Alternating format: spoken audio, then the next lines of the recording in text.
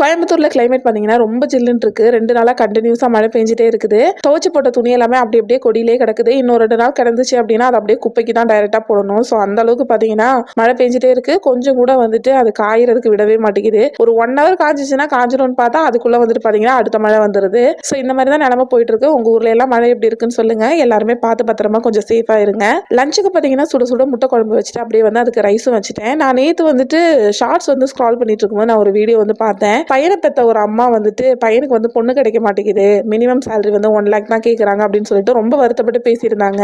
அந்த வீடியோ பார்க்கும்போதெல்லாம் எனக்கு என்ன இப்போ ரீசெண்டாக கேள்விப்படும் போதெல்லாம் எனக்கு என்ன தோணுதுன்னா, முன்னாடிலாம் பொம்பளை பிள்ளைங்களை வச்சிருந்தவங்க எவ்வளோ கவலைப்பட்டுட்டு இருந்திருப்பாங்க. என்னென்னலாம் நீங்க கேட்டீங்க, ஆனா இப்போ பார்த்தீங்களா அப்படியே எல்லாமே தலைகீழா மாறிடுச்சுல அப்படின்னு சொல்லிட்டு நான் ஒரு பக்கம் வந்து யோசிச்சுட்டு இருந்தேன். ஸோ நான் வந்து இதை என் வீட்டுக்காரர்கிட்ட கூட சொன்னேன், உங்களோட ஆட்டம்லாம் முடிஞ்சு போச்சு, இனிமே எங்களோட தான் அப்படின்னு சொல்லிட்டு. ஸோ எதுவுமே வந்து பாசிட்டிவா இருக்கிற வரைக்கும் ஓகே தான், நெகட்டிவா வந்துட்டு நான் இதை சொல்லலை.